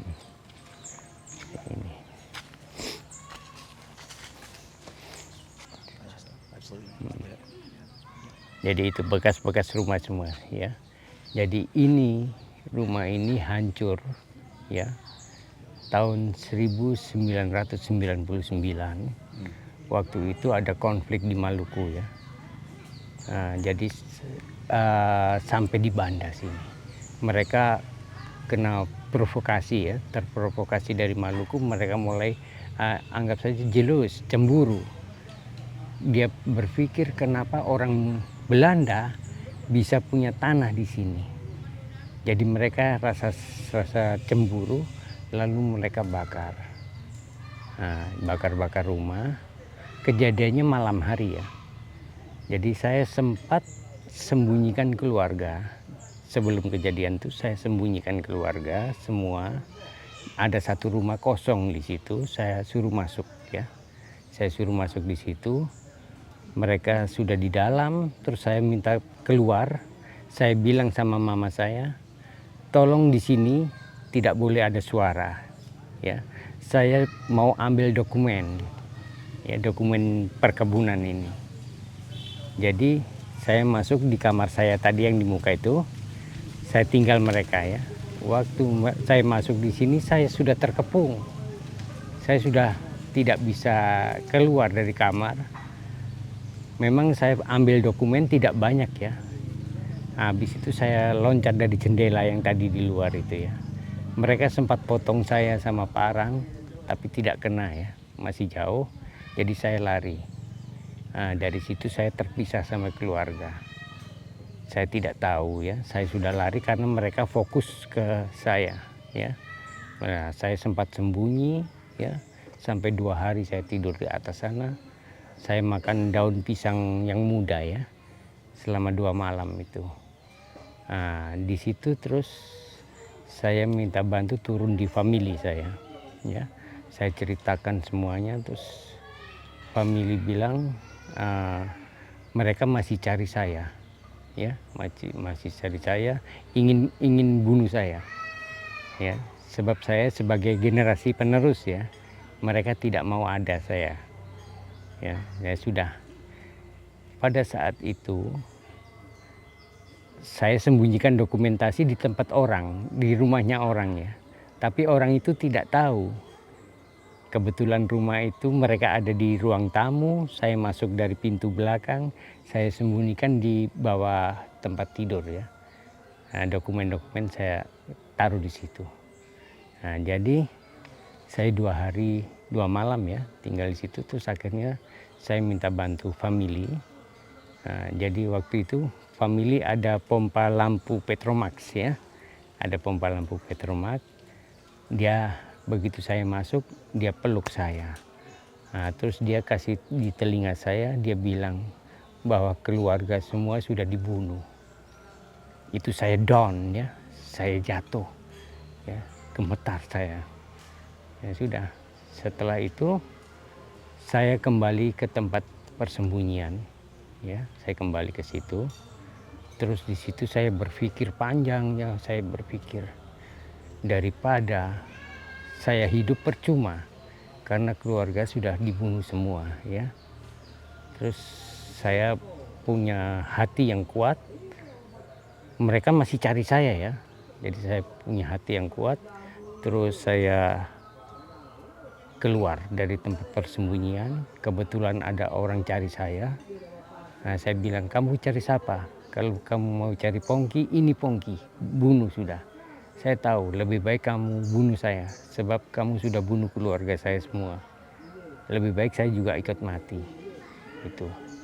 Jadi waktu mereka sudah siap mau hunus parang, mereka sudah datang, ada banyak sekitar 20 orang ya, yang kepung saya.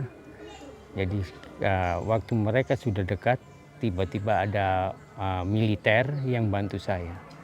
Mereka ini senjata, berhenti, jangan bergerak. Terus mereka peluk saya. Dari situ saya selamat dibawa ke Neira. Jadi itu kejadiannya ya, sangat tragis sekali.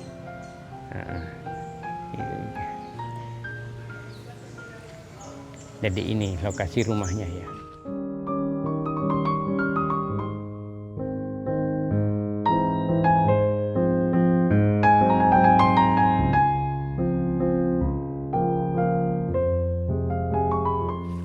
ini istri saya, 2 ini anak ya. Ya, yang satu macam Ripka Novita, yang satu Noni, terus my mom ya, yang nomor 4, terus yang nomor 5 my aunt. Jadi itu 5 orang ini saja. Ya.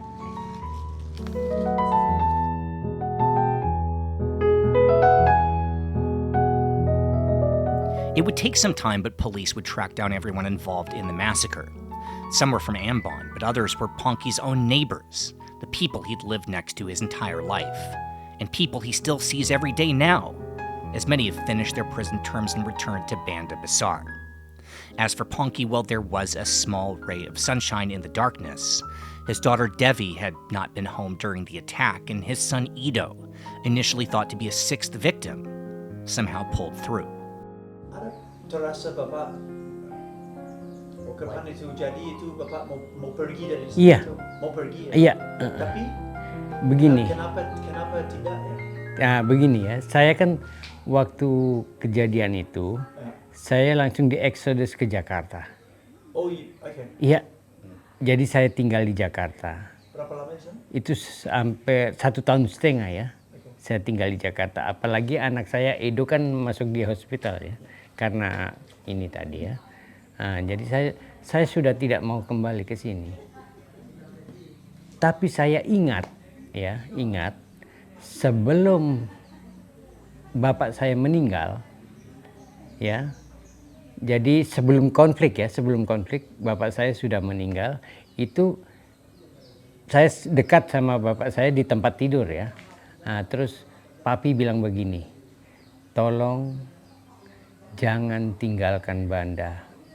Apapun yang terjadi, tolong dilihat perkebunan ini sebab sudah dirintis dari 300 tahun yang lalu. Jadi tolong urus perkebunan ini. Saya disuruh tetap tinggal di sini. Jadi saya ingat itu, ya. Setelah 1,5 tahun saya di Jakarta, terus tiba-tiba ada bayangan ingat di situ. Terus di sisi lain, famili saya yang di sini setiap saat telegram untuk saya atau telepon interlokal, ya, mereka bilang pulang sudah ke Banda, setiap saat bilang begitu. Jadi dari situ saya kembali ke Banda. Nah, waktu kembali ke ke Banda, anak saya Edo itu kan masih dalam tahap pemulihan ya, karena baru operasi besar ya. Jadi Edo tetap tinggal di Jakarta, dia menyelesaikan sekolahnya sampai di Jakarta. Nah, setelah lulus dari sana, baru Edo kembali ke Banda.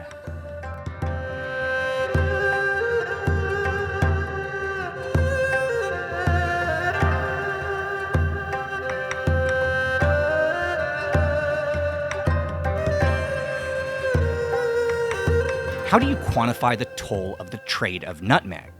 I mean, of course you can count the dead, those butchered at Fort Revenge or in the Banda Neira massacre. The toll from the conquests of Goa and Malacca just to find these islands.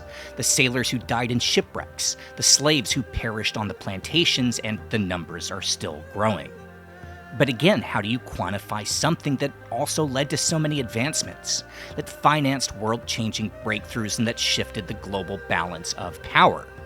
Every villain is a hero to someone else. Without nutmeg, maybe there are no Netherlands. Over there, a statue of Jan Petersen Koen stands more than 10 feet tall. The story of nutmeg is just one of countless examples. Every empire in history growing and thriving and building the world we all share, at the expense of someone, some culture or society that probably doesn't exist anymore. Could we all have lived without cheaper nutmeg? Sure, of course. We could all survive now without smartphones or laptops or anything else that companies have to source somewhere and hope you're not paying attention. We hear these stories and manage the incredible cognitive dissonance of not thinking this is our fault too. Maybe because nothing lasts forever, and we all know at some point, someone will figure out a way for us to get something without having to exploit some faraway country. Then we'll all move on and feel good about ourselves while the people are left behind to somehow pick up the pieces.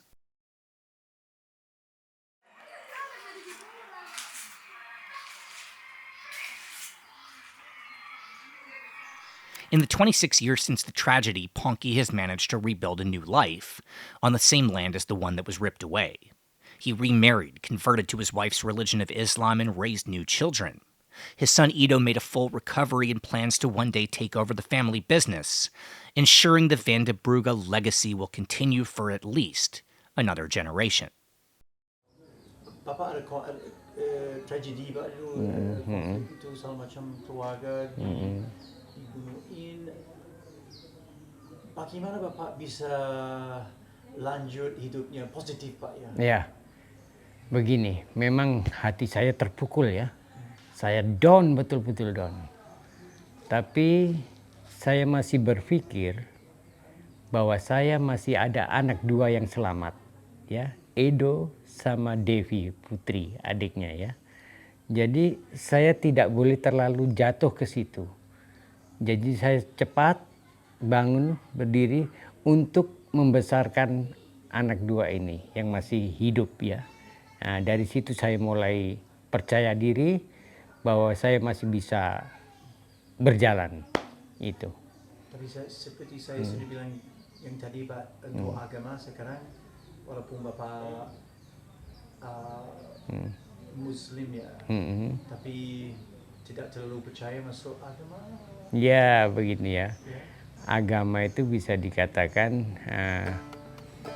cuma memperkenalkan diri kepada Tuhan, tapi sejauh sedalam apapun kita belum tahu ya bagaimana caranya dan bagaimana kita berhubungan langsung secara ini dengan Tuhan ya. Jadi saya pikir ya masih biasa-biasa saja lah.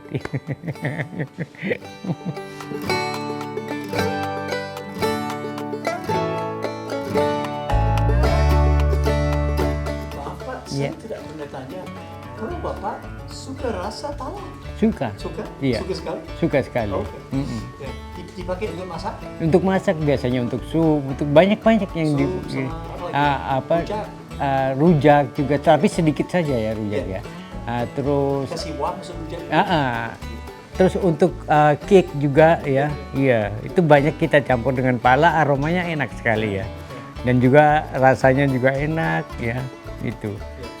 Tapi di sisi lain kita juga buat berbagai macam aneka macam jus pala juga saya juga bikin, atau sirup pala, terus jam ya, selai pala saya bikin semua. Jadi semuanya tidak ada yang terbuang ya, semuanya bisa diproses, bisa dipakai. Iya.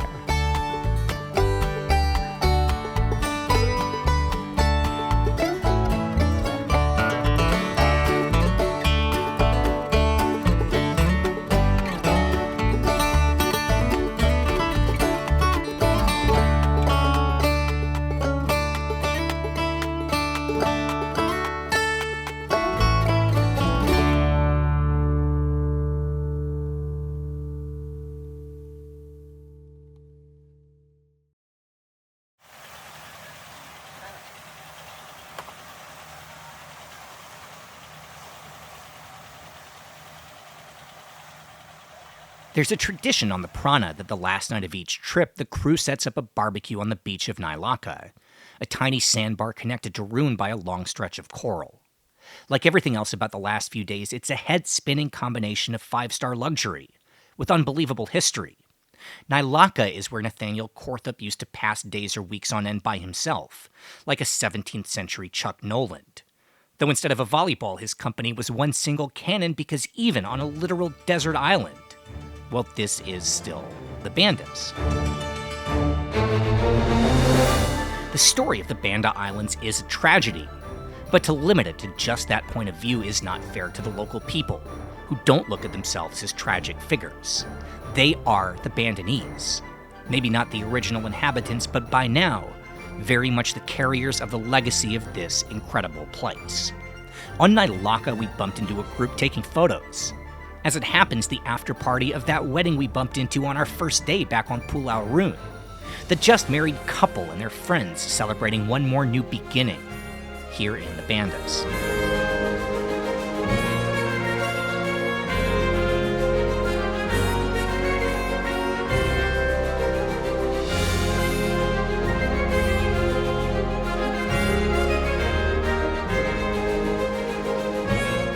As our time in the Bandas comes to a close, well, maybe it's fitting that we're in a place where there are no ruins, no ghosts of the worst chapter in local history.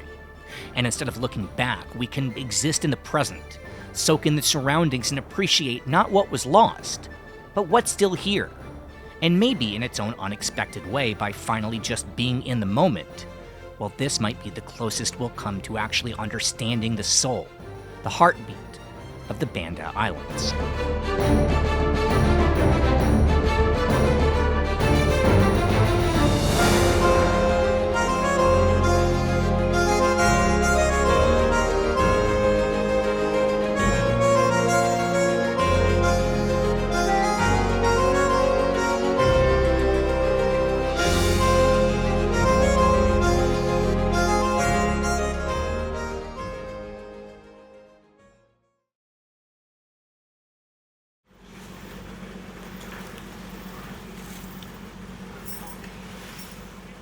It feels like tomorrow when we wake up and we're getting off the boat back in Ambon and then getting on a plane, Ambon to Bali, Ambon to Makassar, Makassar to Bali, Bali to Bangkok for me. Yeah, Australia for us. Yeah, Australia for you.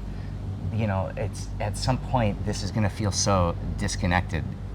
You know, it's wild, like just to think about. You know, it's still going to be here. Yeah. You know, it's a different world, right? It really is.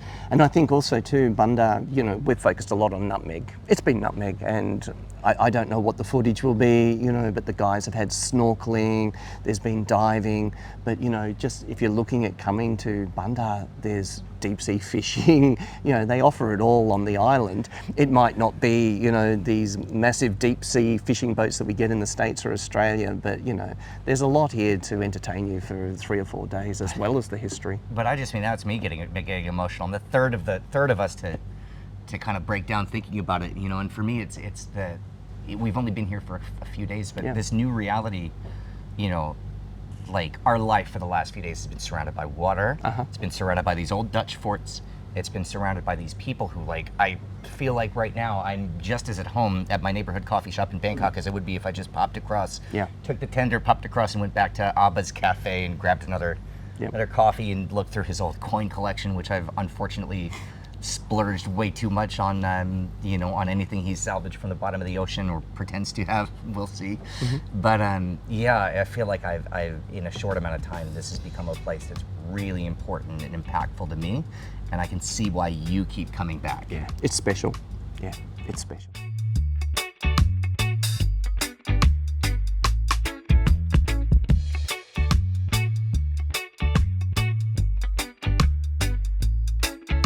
Hari ini saya berkesempatan untuk mengundang kepada semua pendatang atau semua peminat dan mereka-mereka yang sering traveling itu datang ke Pulau Rhun. Datang ke Pulau Rhun untuk melihat pemandangan di Rhun, sebab di Rhun ini kita punya banyak sekali spot-spot untuk diving maupun snorkeling, dan juga kita punya wisata sejarah. Kita ada benteng, kita ada rumah tempat pengasapan pala, dan juga ada beberapa hal-hal yang sangat bagus sekali di Pulau Rhun ini, dan juga bisa kita bikin tour untuk pergi ke plantation, dan ada banyak hal yang bisa dieksplor di Pulau Rhun ini. Hey, I'm Agil. I was born on Pulau Ai, and today I'm happy when the other country come here and visit our island. Thank you. Okay, everyone, welcome to this island. We are the local people, always the respect from visitor from abroad, from Europe, from everywhere come in island. And also have a pleasure to enjoy able to stay in this exotic marine paradise of the Spice Island. In this island, the name Ai Island.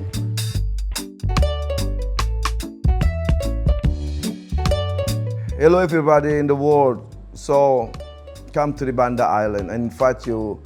This is the place is very rich of the nice. This is the place who have very rich history and culture, and then Also, the island is a long time ago because we have the nutmeg and the clove, and this make a part of what the history. So if you want to see the original nut spices, come in and visit us, and I will take you around the island to see the photos, the nutmeg plantation, the clove, and also the local people, how they harvest. And don't waste the time. Banda is still waiting for you, and then see you next year. Thank you very much. I'm Abba. Cheers from Banda.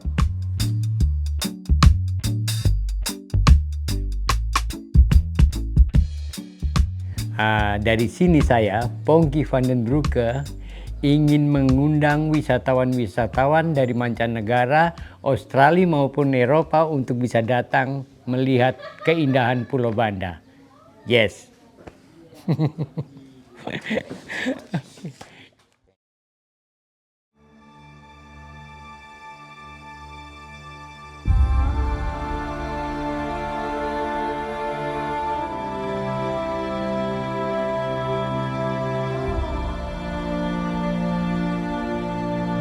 As if the Banda Islands weren't already unforgettable. Leave it to ABBA to organize a proper send-off. The Koras rowing in unison to escort us back to the open ocean. Or maybe it's just his job to make sure we actually leave. Either way, as the Prana sets off for the long sail back towards civilization, I can understand why Ackland and Simon do this trip every year. Pulau Rhun, Pulau Ai, Banda Neira, Lontor, Nailaka, and Gunung Api casting a shadow over all of them. The Spice Islands, the rocks in the ocean that launched 1,000 ships, changed the course of history, and are still there, still going, right where they were when the Portuguese found them more than 500 years ago, and right where they were when everyone else decided they were no longer needed and moved on. The people might be a new generation, but they still wear the badge of the Bandanese, and they're still watched over by the same spirits that saw them through all of it. Tomorrow morning, we're going to wake up back in Ambon, then catch a flight to Makassar, then Bali, then back to Bangkok, and all of this might feel a million miles away. But there will come a time when something at a cafe or a restaurant is going to come with a dusting of a very familiar spice, and since, at least according to ABBA, a fifth of the world's nutmeg still comes from the Bandas, well, in a way, I'll be right back here, in the legendary Banda Islands.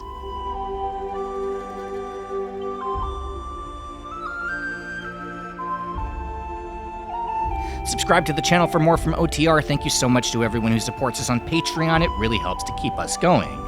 Find links below for our Patreon and social media, and we'll see you soon.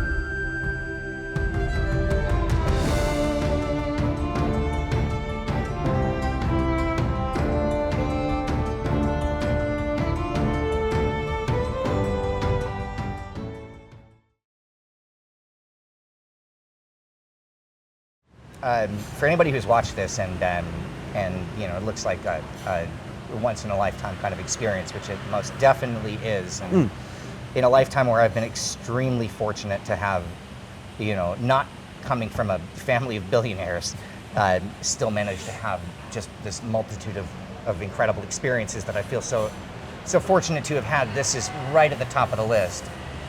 If you're watching this, there may be an announcement coming about an OTR trip next year back to this part of the world. Should we kind of hint at that a little bit? I think we absolutely should. Yeah, for sure. Go on. Go on. No.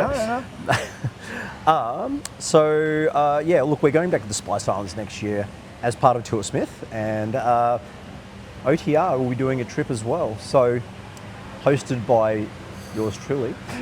And Daria, who this is the impetus for this, is I will never be allowed back in the house if we don't get to do this again with her on board too. But we're going to have details on this to follow.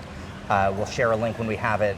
It's all going to be through Ackland, who's out of the picture, but sitting to my right, and Simon. They're the ones who are actually doing all the hard work, but we'll be there to kind of share our love for, you know, food history and what we've learned from these guys and our incredible hosts on the adventure that we just had, and it's going to be on the same boat. Indeed. Going back to Prana. Can't wait. It's going to be amazing. Yeah. The high seas have got me. I'm That's it. You're addicted. I'm addicted now. Can never go back to being what are the what do they used to call it? A landlubber. Landlubbers, that's it. Yeah. No, you can't. Got my sea legs. Indeed. Are you still rocking? Are you still doing that? I didn't think I was. I got off the boat and didn't feel anything. This morning I'm standing in the room and I saw you yeah, too? oh, totally. Yeah. So stay tuned. We'll have details on that, but it'll be next October, which if you're watching this, in 2025, that would be October 2026. And if you happen to be watching this much later, if you see this in 2030, when we're all riding around in our flying cars and streaming YouTube on our little, contact lenses, Toursmith International is still going to be continuing their own trips. So we'll share the link to their website for as long as there are websites. Maybe there's going to be something else by then. Who knows? But I'll tell you what, the Spice Islands will still be there. So. Spice Islands will still be there. Small something for you, mate. That's a little travel from 1790 from the Rhun island of Ai to get to you. So yeah, enjoy. Thank you. Thanks, man. What a trip.